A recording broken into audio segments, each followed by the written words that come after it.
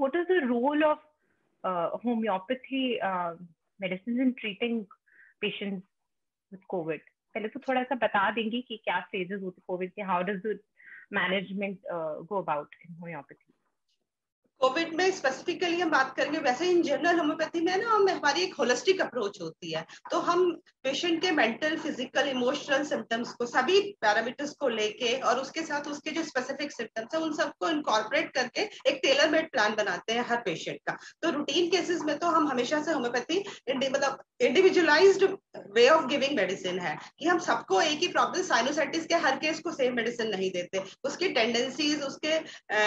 Affinities plus उसको जो symptoms आ रहे हैं उन सबको लेके, प्लस उसका मेंटल प्लेन, उसका फिजिकल वो कैसे रिएक्ट करता है, कि म्यूकस मेमोरल डिस्चार्जेस कैसे, उसके हिसाब से हमारी रूटीन केसेस में मेडिसिन होती है। पर कोविड में हम दो तरह से चल रहे हैं, एक तो हम कॉन्स्टिट्यूशनल डिफैक्टिंग देते हैं, तो जो लोग हमेशा से जैसे बहुत लंबे टाइम से हमारे साथ जुड़े हुए हैं, जिनके हमारे पास प्रॉपर हिस्ट्री होती है, उन लोगों को तो हम डिफैक्टिंग कॉन्स्टिट्यूशनल मेडिसिन देते हैं कि उनका इम्यूनिटी हाई रहे, या तो वो इन्फेक्शन कैच नहीं करे या फिर होता भी है तो माइल्डर फ्लू की तरह निकल जाए।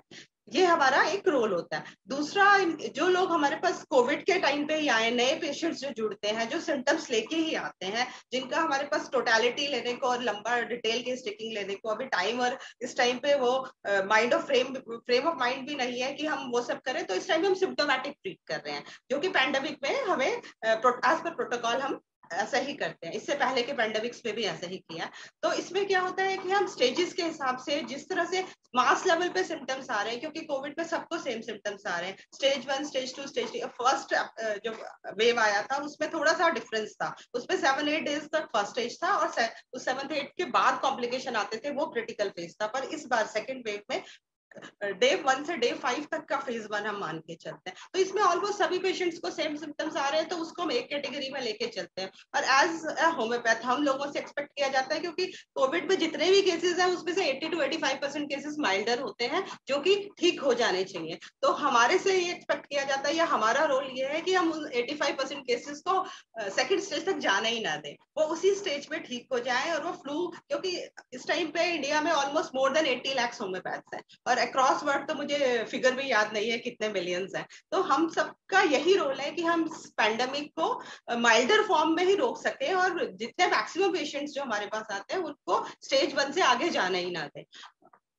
स्टेज 1 के लिए यूजुअली सिम्टम्स वही है, सोर थ्रोट, कॉफ, मलेज से शुरू होता है, बॉडी एक्स, किसी को स्टमक अपसेट हो रहा है, और फीवर लो ग्रेड से हाई ग्रेड तक आ रहा है, किसी को फीवर नहीं भी आ रहा, पर एक रूटीन सिम्टम्स थ्रोट से शुरू होते हैं। पिछले वाले वेव में ड्राइनेस ज्यादा थी, सोर थ्रोट के साथ इरिटेशन ज्यादा थी, इस बार रनी नोज वाले सिम्टम्स भी आ रहे हैं। तो हम इनको सिम्टोमेटिक ट्रीट करते हैं कि जिसको जो प्रॉब्लम है उसको वो ट्रीट करना, प्लस उसका इम्यूनिटी बढ़ाना कि वो जल्दी रिकवर हो जाए। और उसको, क्योंकि कोविड भी क्या एक तरह का इन्फ्लुएंजा ही है, इसी ग्रुप का है,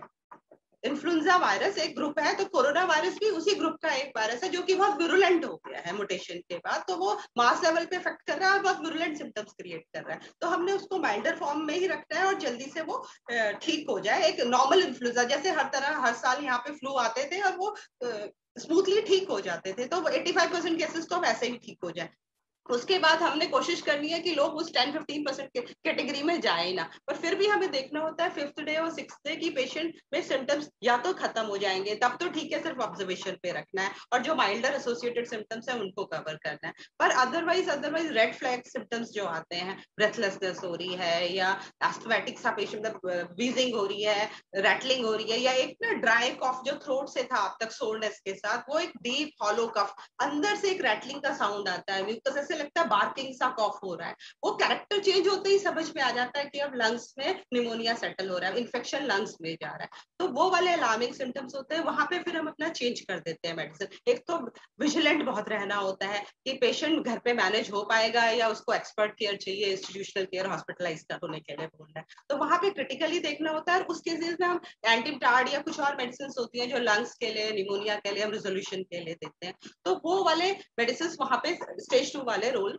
शुरू होता है। उसके बाद फिर स्टेज 3 में तो फिर ये सब ठीक हो जाता है। तो उसके बाद इसके साथ साथ एसोसिएटेड कई बार लोगों को स्टमक क्रैम्प्स हो रहे हैं, लूज मोशंस हो रहे हैं, वो सब, या प्रोलॉन्ग सिम्टम्स जो चल रहे हैं 21 डेज के बाद भी लोगों को कुछ सिम्टम्स चल रहे हैं, वीकनेस चल रही है, बहुत फटीग चल रहा है, या लो ग्रेड फीवर चल रहा है, तो वो ट्रीट करना होता है। तो हमारा जो रोल है ये एसोसिएटेड सिम्टम्स ट्रीट करने का है, स्टेज 1 पे बीमारी को रोकने का है, और स्टेज 2 या स्टेज 3 पे कोई है तो उनके जो प्रोटोकॉल के हिसाब से चल रहा है, अभी साथ मिलके चलने का टाइम है, तो जो प्रोटोकॉल के हिसाब से जो स्टेज 2 में स्टेरॉइड्स या एंटीबायोटिक्स या जो भी ट्रीटमेंट चल रहा है, इवन हॉस्पिटलाइज पेशेंट भी हम देखते हैं जो इंस्टीट्यूशन में प्रॉपर एक इनका रिजीम चल रहा है प्रोटोकॉल के हिसाब से, उसके साथ साथ अगर कफ रिजॉल्व नहीं हो रहा है, खांसी बहुत ज्यादा हो रही है, पेशेंट का वॉमिटिंग नहीं रुक रहा है, तो उसके लिए हम मेडिसिन देते हैं कि वो जल्दी ठीक हो जाए। बहुत पेशेंट्स देखे हैं इस बार, हॉस्पिटलाइज पेशेंट्स, ऑक्सीजन लेवल भी जिनका बीच बीच में फ्लक्चुएट कर रहा है, उनको भी देखा है, तो वो बहुत, अगर साथ में होम्योपैथिक मेडिसिन लेते हैं तो रिकवरी और फास्ट होती है।